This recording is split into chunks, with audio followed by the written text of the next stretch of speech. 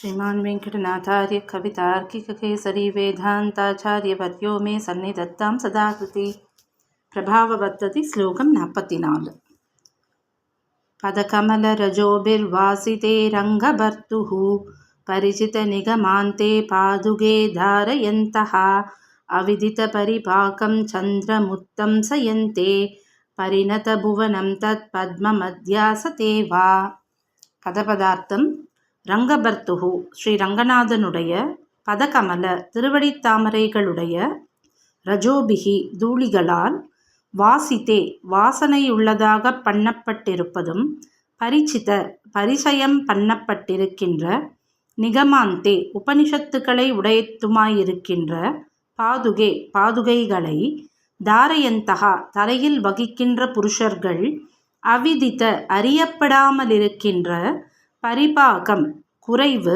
வளர்த்தி இவைகளை உடைய சந்திரனை உத்தம்சயந்தே தலைக்கு அலங்காரமாக பண்ணிக்கொள்கிறார்கள். பரிணத்த உண்டாயிருக்கின்ற புவனம் உலகத்தை உடைத்தான தத்து அந்த பதம்வா தாமரைப்பூவிலேயாவது அத்தியாசத்தே இருக்கிறார்கள் அப்படின்னு சாய்க்கிறார். அதாவது என்னன்னா, உபனிஷத்தெல்லாம் பெருமாளை வணங்கி அவரோட திருவடியில் இருக்கிற பாதுகைகளில் தாமரை பூக்களால் அர்ச்சிக்கிறது. உபனிஷத்துக்களெல்லாம் பாதுகையை தாமரை பூவால் அர்ச்சிக்கிறது. அப்போது பெருமாளோட திருவடியில் இருக்கிற பாதுகையில் உள்ள தூசானது தாமரை பூவோடு சேர்ந்து ஒரு புது வாசனையை க்ரியேட் பண்ணுறது. ஏன்னா உபனிஷத்துக்குன்னு ஒரு வாசனை இருக்குது, தாமரை பூக்குன்னு ஒரு வாசனை இருக்குது, பெருமாளோட திருவடிக்குன்னு ஒரு வாசனை இருக்குது. இதெல்லாம் கலந்து பாதுகையோட வாசனையோடு சேர்ந்து ஒரு புது வாசனையை உண்டாக்குறது. இப்போ இந்த பாதுகை யார் தன்னோட தலையில் தாங்கிக்கிறாளோ அவளுக்கு பட்டம் கிடைக்கிறது அப்படின்னர்.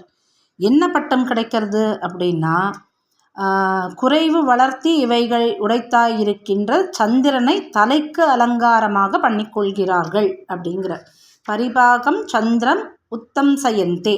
அதாவது யார் தலையில் சந்திரனை வச்சுட்டுருக்காருன்னா சிவபெருமான், அந்த பட்டம் கிடைக்கிறது. அல்லது புவனம் தத்து பதம்வா அத்தியாசத்தே, அந்த தாமரை பூவிலாவது அவர்கள் இருக்கிறார்கள், அதாவது பிரம்ம பட்டமாவது கிடைக்கிறது அப்படின்னு சாய்க்கிறார். எப்போ இந்த உபனிஷத்துக்கள் பெருமாளை வணங்கி தாமரை பூவால் அர்ச்சனை பண்ணி அந்த வாசனையோட அந்த பாதுகையை யார் தன்னோட தலையில் தாங்கிக்கிறாளோ அவளுக்கு இந்த சிவபட்டமாவது பிரம்மபட்டமாவது கிடைக்கிறது அப்படிங்கிற இதுதான் ஏற்கனவே சுவாமி சாய்ச்சிட்டாரு, முன்னாடி ஸ்லோகத்திலே சொல்லிட்டாரு. இப்போ இங்கே என்ன ஸ்பெஷல் இந்த ஸ்லோகத்தில் அப்படின்னு பார்த்தா, அவரோட கவி சாமர்த்தியம் இதில் நமக்கு தெரியறது. இதில் ரஜோபிகி அப்படின்னு சாய்க்கிறார். ரஜோபிகினா தூளிகளால் அப்படின்னு, தூசு அப்படின்னு ஒன்று. ஆனால் இதுக்கு வியாக்கியானம் எப்படி சொல்லியிருக்கா அப்படின்னா, ரஜோபிகி அப்படின்றது ரஜஸ்ங்கிற குணத்தை குறிக்கிறது. அதாவது 3 விதமான குணம் சொல்லுவாள் இல்லையா, ரஜஸு தமசு சத்வம், 3 விதமான குணங்கள் சொல்லுவாள்.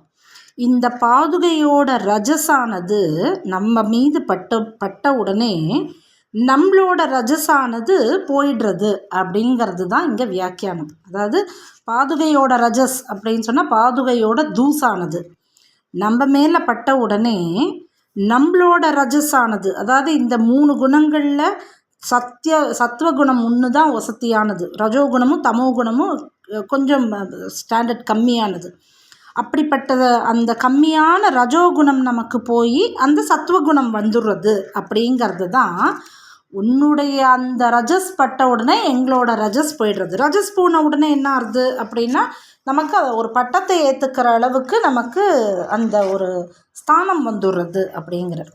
இதில் இன்னொரு அழகு என்னென்னா, இதோட உட்கருத்து பார்த்தோன்னா வேத பரிமளம், அதாவது வேத வாசனை அப்படின்னு சொன்னோன்னா அது வேத பரிமளம்னு சொல்லுவாள். அதாவது இங்கே சுவாமி எடுக்கிறது திருவாய்மொழி நிகம பரிமளம்னு சுவாமி வியாக்கியானம் பண்ணியிருக்கார் திருவாய்மொழிக்கு. ஆக அந்த திருவாய்மொழியை நம்ம சேவிச்சுட்டோம், நம்ம கற்றுன்ட்டோம், நம்ம அதை ஏற்றுன்ட்டோம் அப்படின்னா நம்முடைய ரஜஸானது ரஜோகுணமானது போய் நமக்கு சத்வகுணமானது வர்றது. பாதுகையினோட ரஜஸ்னால் நமக்கு சத்வகுணம் வருது ஒரு விஷயம், திருவாய்மொழி அந்த ரஜஸ்ங்கிற அந்த பரிமள வாசனையினால், நிகம பரிமளம்ங்கிற அந்த திருவாய்மொழியினால் நம்மளோட ரஜஸானது போய் நமக்கு இந்த சத்வகுணமானது வந்துடுறது அப்படிங்கிறது இதோட உட்கருத்தாக சுவாமி வியாக்கியானத்தார்கள் சாய்ச்சிருக்கார். இதில் இன்னொரு வார்த்தை என்னென்னா அவிதித அப்படின்னு இருக்குது.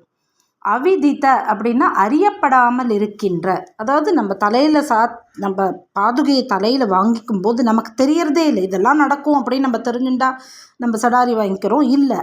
ஆனால் இது நம்ம ஆசைப்பட்டும் கேட்கல, நமக்கு தெரியாமையே இதெல்லாம் நடக்கிறது. அதாவது நம்ம பெருமாளை சேவிக்கும் போது இதெல்லாம் பை ப்ராடக்ட் மாதிரி நமக்கு. ஏன்னா இப்போ நான் கேட்கவே இல்லையே, எனக்கு எதுக்கு சிவனோட பட்டமும் பிரம்மாவோட பட்டமும் எனக்கு அப்படின்னு நம்ம யோசிப்போம். இப்போ சுவாமி இதில் தேசிக பிரபந்தத்தில் நடைபெற வங்கி பகலொளினாள் உத்தராயணம் ஆண்டு இடைவரு காற்றிரவி இரவின் பதிமின் வர்ணன் குடையுடை வானவர்கோன் பிரஜாபதி என்றிவரால் இடையிடை போகங்களெய்தி எழிற்பதம் ஏறுவரே அப்படின்னு அப்படின்னு சாய்ச்சிருப்பேன். அதாவது நம்ம இந்த பட்டத்துக்கெல்லாம் ஆசைப்படலை, ஆனால் இந்த அந்திம காலத்தில் நம்மளோட அந்த பிராண வியோகத்தும் போது யார் ஒருத்தன் பிரபன்னனாக இருக்கானோ, சரணாகதி பண்ணிட்டு இருக்கானோ, அவளோட அந்த ஆத்மாவானது பெருமாளை போய் எப்படி இந்த ஜீவாத்மா போய் சேர்றதுன்னு சுவாமி அதிகார சங்கிரகத்தில் ரொம்ப அழகாக சாய்ச்சிருப்பார். அதில் நடைபெற வங்கி பகலொளினால் உத்தராயணம் ஆண்டு இடைவரு காற்றிரவி இரவின் பதிமின் வருணன், இந்த லோகம்லாம் தாண்டி தான் நம்ம போவோமா. குடையுடை வானவர்கோன் பிரஜாபதி என்றிவரால், பிரஜாபதி பிரம்ம சத்தியலோகம் இதெல்லாம் தாண்டி போகும்போது இடையிடை போகங்கள் எய்தி, இந்த இடத்துலலாம் ஒரு நிமிஷம் நின்று நீ வந்திருக்கியே, ஒரு நிமிஷம் எங்கள் ஆசனத்தில் உட்காந்துட்டு போயேன்னு அவளே கூப்பிட்டு நம்மளை உட்கார வைப்பா. எப்போ பாதுகை அந்த பக்தியோடு நம்ம தலையில் நம்ம சேர்த்துக்கிறோமோ அப்போது இடையிடை போகங்கள் எய்தி எழிற்பதம் ஏறுவரே அப்படின்னு சாய்ச்சிருக்க. ஆக இதெல்லாம் நம்ம கேட்டு ஆசைப்பட்டு வர்றதில்லை, இதெல்லாம் பை ப்ராடக்ட் தான் நமக்கு. அவள்லாம் நீ எங்கள் லோகத்து வழியாக போறியே, நம்ம மாத்துக்கு ஒரு கெஸ்ட்டு வந்தால் நம்ம சொல்லுவோம்ல இங்கே உட்காந்துட்டு போங்கோ அப்படின்ட்டு நம்மளோட சேரை நம்ம தருவோம் இல்லையா, அந்த மாதிரி இங்கே உட்காந்துட்டு போகும்னு சொல்லுவாளாம். அதனால் இது இடையிடை போகங்கள் எய்தி போகிறது தான் இதெல்லாம். ஆனால் நம்மளோட இலக்கு என்ன, எழிற்பதம் ஏறுறது தான்.